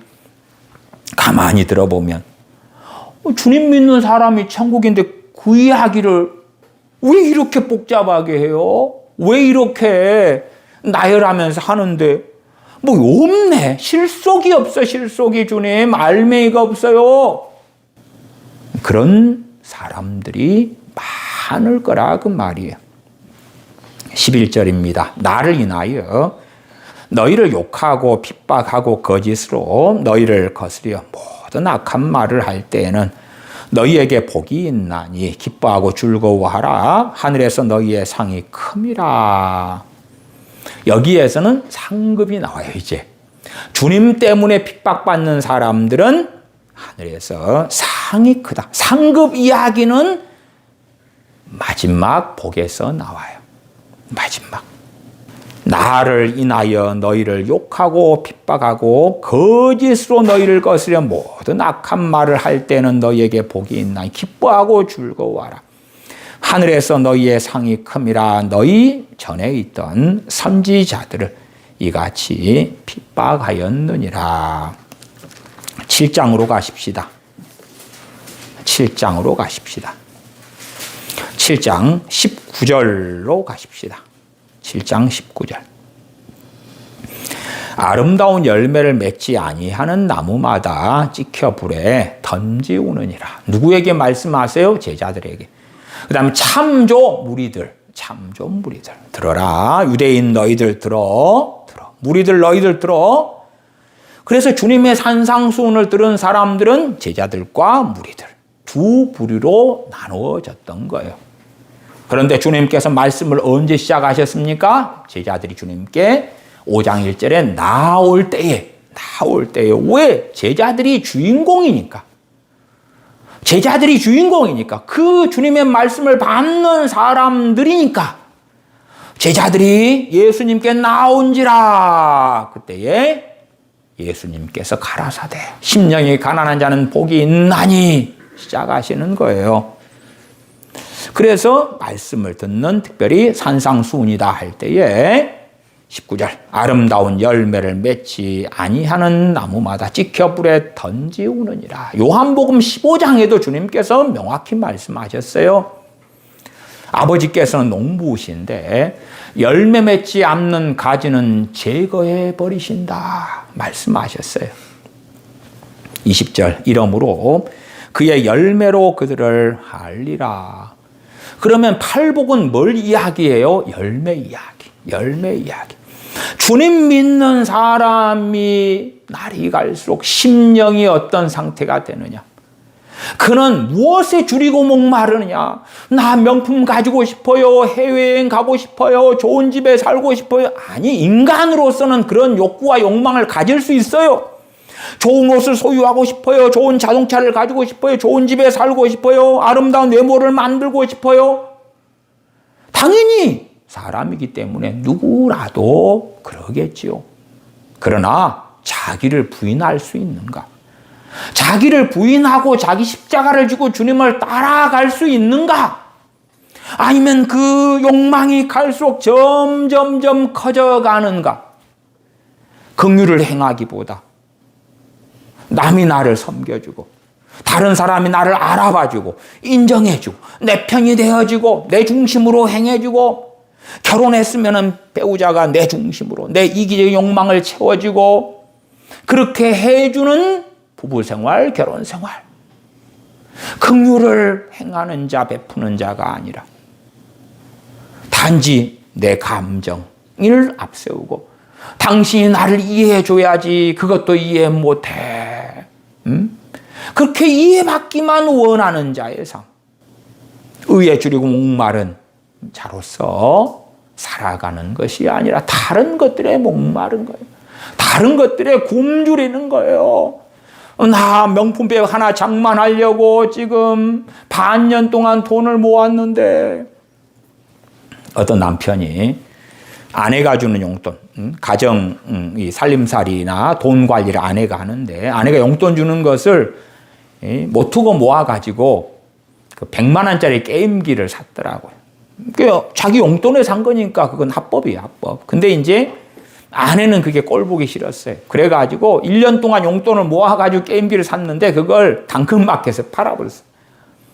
남편이 돌아와서 자기 게임기를 샀는데 당근마켓에서 팔아본 거예요, 와이프가. 근데 가정살림을 좀 먹는 사람이 누구였냐 그러면 그 와이프였거든요, 사실은. 그 와이프는 그렇게 하면서 자기는 때마다 남편 돈으로 명품을 하나씩 질렀거든.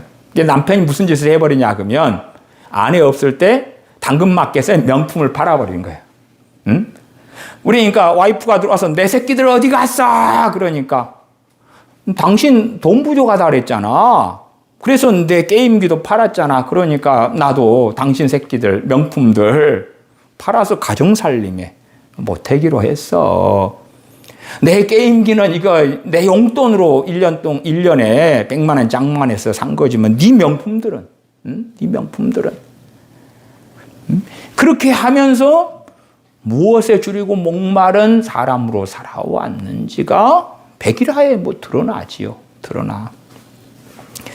내가 줄이고 목마른 것이 없으면 서럽지요. 없으면 슬프지요. 그것을 얻으려고 발부둥치지요. 욕심내고 탐하고 그렇게 하고 살아가지요. 그게 열매죠, 열매. 무엇 때문에 슬퍼하느냐, 무엇 때문에 서러워하느냐, 무엇 때문에 탄식하느냐. 아파트가 없어서, 좋은 차가 없어서, 좋은 집이 없어서, 아름다운 외모가 없어서, 멋지고 아름다운 배우자가 없어서, 재산 있는 부모가 없어서, 무엇이 없어서 애통하느냐. 그게 열매지요. 어떠한 열매를 그리스도인이 맺어갈 것이냐, 어떠한 삶을 그리스도인이 살아갈 것이냐. 팔복은 그리스도인이 살아가야 될 삶을 명확하게 보여준 거야. 안 그럼 나아가서 그런 삶하고 상관없는 사람은 행함이 없는 믿음. 행함이 없는 믿음은 죽은 것이니라. 영혼 없는 몸이 죽은 것 같이 행함 없는 믿음은 죽은 것이니라. 아, 허탄한 사람아, 행함이 없는 믿음이 죽은 것인 줄 알고자 하느냐. 야고보서 2장에 명백하게 말씀하고 그래요. 아니에요. 믿는다고만 하면 되는 거예요. 믿는다고만 하면 천국 갈 거예요. 주님께서 입만 살아있는 자들, 그런 자들에 대하여 아버지와 천사들 앞에서 그들을 시인하지 않으실 거다. 부인하실 거예요. 부인하실 거.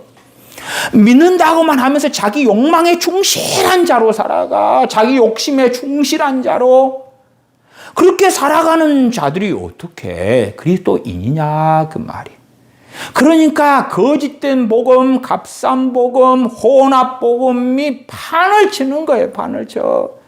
회개 없는 믿음, 회개 없는 구원, 회개 없는 복음, 진리 없는 교회, 진리 없는 설교, 그런 게 판을 치는 거예요. 21절 주님이 명확히 말씀하시잖아요. 입만 살아있어서 믿는 자들. 21절 나더러 주여 주여 하는 자마다 천국에 다 들어갈 것이 아니요. 입으로 주여 주여 하면 나 크리스천입니다, 예수님 믿어요 한다 그 말이 얼마나 명확합니까? 이러한 마태복음 7장 21절 말씀도 덮어버리는 자들이 너무 많아요. 너무 많아. 그러니까 부모가 자녀들 예배당에 데리고 나가고 자녀들이 예수님 믿어요 그러면 됐다. 근데 자녀들에게 가르쳐 줘야지. 네 입으로만 믿는다고 하고 세례받고 네 천국 못 가. 주님이 말씀하신 거잖아요. 주님이 뭐라 그랬어요? 다만 하늘에 계신 내 아버지의 뜻대로 행하는 자라야 들어가리라. 그 아버지의 뜻 가운데 대표적인 것이 뭐라고요? 팔복부터 시작해서 이 산상순의 파노라마처럼 펼쳐져 있죠. 다만 하늘에 계신 내 아버지의 뜻대로 행하는 자라야 들어가리라. 믿음으로, 은혜로 말미암아 믿음으로 구원받아요. 그것은 지난주 수요일 에베소 2장 말씀에서 명확히 밝혔어요. 그러나 그들이 행함 없는 믿음으로 살아갈 때는 주님께서 부정하신다니까요. 나 너희 모르는데. 미련한 5 처녀에 대하여 주님께서는 나는 너희를 알지 못한다. 그렇게 10 처녀 비유 가운데 미련한 5 처녀에게 주님께서 말씀하실 거라고 명확히 증거하셨잖아요. 나더러 주여 주여 하는 자마다 천국에 다 들어갈 것이 아니오. 그러나 현대 복음은 뭡니까? 주여 주여 예수님은 주님이십니다. 예수님을 주여 주여 하는 사람은 다 천국 갑니다. 예수 천당 불신지요. 지하철에서 예수 천당 불신지요. 광화문에서 예수 천당 불신지요. 예수님께 주여 주여만 하면 다 천국 간단 말입니다. 길거리에서 노방전도에서 예수 천당 불신지요. 그러고 있는 거예요. 그러니까 그 몇 마디 말 같은 걸로 주님의 복음을 전면적으로 왜곡을 시켜버리는 거예요. 나더러 주여 주여 하는 자마다 천국에 다 들어갈 것이 아니오. 다만 하늘에 계신 내 아버지의 뜻대로 행하는 자라야 들어가리라. 우리가 완벽하게 하나님의 뜻을 행할 수 있다는 게 아닙니다. 물론 과거 요한 웨슬리 그런 분은 그리스도의 완전한 삶을 살 수 있다 그렇게도 주장했지만 뭐 그런 사람이 있다고 가정할지라도 인류 역사 가운데 극소수에 불과하겠지요. 우리가 완전한 삶을 살아야 된다는 게 아닙니다. 우리가 찬양할 때 절대 음감을 가지고 음정이 하나도 안 틀리고 그렇게 찬양할 수 있는 사람이 있을 수 있을런지 모르겠네요만은. 그러나 우리의 찬양할 때에 가락을 가지고 할 때에 곡조가 좀 틀릴 수 있고 가사도 틀릴 수 있어도 우리가 영과 진리로 예배하고 찬양할 때에 하나님은 받으시는 거고, 그러한 찬양, 하나님 앞에 중심으로 드리는 찬양이라면 온전한 찬양으로 받아주시는 거예요. 온전한 찬양으로 받아주시는 거예요. 그러지 세상에서 말하는 퍼펙트, 완전한 찬양, 세상에 최고 뛰어난 음악가들보다 더 탁월한 그러한 곡조, 그러한 리듬, 그러한 가사로 드리는 찬양 이야기를 하는 것이 아니다 그 말이에요. 다만 하늘에 계신 내 아버지의 뜻대로 행하는 자라야 들어가리라. 이러한 21절 말씀 덮어버리는 거예요. 가능한 대로 덮어버리는 거예요. 덮어버려. 자녀들에게 구원에 대해 말씀하려면 예수님을 믿어 구원받아. 좋아. 끝까지 1절 됐어? 됐어? 그 다음에 구원받았는데 말하자면 포도나무 가지가 되었는데 가지 중에 어떤 가지는 아버지 하나님이 잘라버린다. 요한복음 15장 여기 있지, 잘라버린다. 로마서 1장 여기 있지, 하나님이 버려버린다. 믿음으로 구원받는데, 그러나 너가 주님과 다른 길을 걸어가면 주님이 너 외면하신다. 10처녀 비유 가운데 예수님의 재림을 기다리던 5 처녀 중에 미련한 10처녀 중에 미련한 5 처녀에 대해서 주님이 모른다 그랬다. 다 구원 이야기다. 22절 그날에 많은 사람이 나더러 이르되 주여 주여 우리가 주의 이름으로 선지자 노릇하며, 주님께서 거짓 선지자다, 거짓 꿈, 거짓 환상, 거짓 예언했다 그렇게 말씀하시는 게 아니에요. 선지자 노릇하려면 예언 은사는 기본으로 받고 꿈 환상 받고 했다 그 말이에요.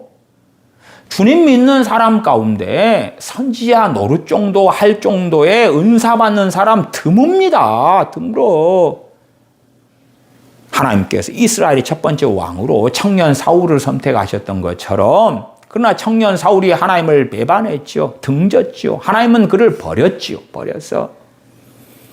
근데 아무나 선택한 게 아니라는 건 아셔야 돼요. 그가 겸손할 때에 청년 사울을 선택하셨어요. 청년 사울의 당시에 나이가 40살 정도 됩니다. 이스라엘 초대 왕 사울, 왕이 된 사람. 마찬가지예요. 엘리제스장이 하나님께 사사로 부르심 받았을 때가 58살입니다. 그가 죽은 나이 넘어져서 목뼈가 부러져 하나님의 진노 가운데 죽었는데 98세라고 나와요. 그리고 사사된 지 40년이었다 나오니까 98-40 하면 58이 나오죠. 그 나이 때 하나님께서 너무나 엘리제스장을 기뻐하셔서 58살 된 엘리제스장을 사사로 삼으셨어요. 그럼에도 유감스럽게도 그는 하나님보다 자신의 아들들을 더 앞세우는 삶을 살았고, 하나님께서는 그와 그의 아들들, 그의 가문에 진노하셨고 심판하셨다는 사실이에요. 주님을 믿었는데, 그러나 그가 어떤 길을 걸어가느냐, 어떠한 삶의 여정을 걸어가느냐, 어떠한 걸음을 걷다가 인생을 마감하냐, 그에 따라서 슬기로운 5 처녀가 될런지 미련한 5 처녀가 될런지. 주님을 믿는다고 하지만 주님께서는 아버지와 천사들 앞에서 그를 시인하실지 부인하실지 명확하게 밝혀져 있는 거예요. 22절 하반에 주의 이름으로 귀신을 쫓아내며, 귀신 쫓아내는 능력을 아무나 받지 못합니다. 아무나 받지 못해요. 과거 어머니 여사님께서 기도원을 1997년부터 시작하셨는데, 귀신을 쫓아내는 사역을 하시니까 정말 귀신 들린 사람, 귀신에 눌린 사람들이 어마어마하게 왔어요. 그래서 당시에는 얼마나 바빴는지 귀신을 쫓아내는 축사 사역을 어떨 때는요, 제가 시계를 보니까 새벽 4시부터 밤 12시까지 하고 있을 때도 있어요. 너무 귀신에 눌린 사람은요, 집에도 안 가고 보호자가 기도원에 데리고 같이 자면서 쫓아내달라 그러는 거예요. 발작 가면 또 쫓아내고, 물론 어떤 사람은 귀신 쫓겨나고 자유케 되면서 막 찬양하는 사람도 있고, 어떤 사람은 고통받고 막 난장판이에요. 또 귀신들이 막 쫓겨나가고 물러가고 뭐 할 때 자꾸 토를 해. 막 뱉어내요. 그러니까 화장지는 뭐 30놀짜리를 사와도 며칠이면 다 없어질 정도로 막 여기서 우악우악 저기서 우악 뱉어내는데, 근데 사람들이 왜 그렇게 97년도부터 어머니 원장님이 하시던 기도원으로 오시냐, 그럼 귀신을 쫓아내는 사람들이 별로 없으니까, 주님을 믿는 사람 가운데 귀신을 쫓아내는 사역을 하고 그 은사와 능력을 받은 사람 드무니까 그래, 드무니까. 그러지 어리석은 사람은 성경 해석을, 나 귀신을 쫓아내지 않는데, 나 선지자 노릇하지 않는데, 그러니까 해당한데, 그게 아니고 하나님께 쓰실 만한 사람들에게 이 은사와 능력을 주시는데, 그런 사람들 가운데서 다수가 주님께 버림받는다는 거예요. 그러면 다른 사람들은 어떻겠냐 그 말이에요. 엘리제스장이 그냥 사사로 부르심 받습니까? 아니에요. 사울이 그냥 이스라엘의 첫 번째 왕으로 선택받습니까? 아니에요. 그런데도 하나님을 등지고 배반해서 버림받아요. 물론 다윗같이, 사무엘 선지자같이 그렇지 않은 하나님의 종들도 많은 것은 사실이에요. 그러나 하나님으로부터 권능을 받는 사람들, 은사와 능력을 받는 사람들, 그런 사람들은 드물어요. 하나님께 쓰실만 하시니까 사용하시는 거예요. 그런 사람들 가운데서도 버림받는데, 그렇지 않은 사람들 가운데서는 훨씬 더 많이 그런 일이 벌어질 거예요. 그걸 이해하셔야지. 나는 선지자 노릇 안 해. 나는 귀신 안 쫓아내. 22절 끝에 주의 이름으로 많은 권능을 행치 아니하였나이까 하리니 나는 권능을 행하지 않아. 그러니까 21절 말씀에 해당이 없어. 다만 하늘에 계신 내 아버지의 뜻대로 행하는 자라야 천국에 들어갈 것이다. 그리고 예제가 나왔어요. 사람들이 볼 때에 저 목사님, 저 치유사역자, 저 애언자, 저 놀라운 권능을 행하는 하나님의 사람, 사도행전에 스데반 집사님은 얼마나 많은 권능을 행했다고 나옵니까? 그러한 스데반 집사님 같은 하나님의 종. 그런데 그런 사람들 가운데에서도 많은 사람이 천국에 못 들어간다고. 주님이 부인해버린다 그 말이에요. 그런 판국에 보통 일반적으로 믿는 크리스천들이야 말해서 뭐 하겠냐 그 말인데, 어리석은 사람들은 나는 권능을 안 받았어, 나는 병을 안 고쳐, 나는 귀신을 안 쫓아내, 나는 애언하지 않아, 꿈이나 환상을 보지 않아, 그러니까 나는 하나님의 뜻 아버지 뜻대로 안 행해도 안전할 거야, 예수님 믿으니까. 그러니까 품 안에서 자녀를 양육하는 크리스천 부모는요, 예수님 믿으면 천국 간단다 해서 끝내면 안 되는 거예요. 그건 진리 중에 진리인데,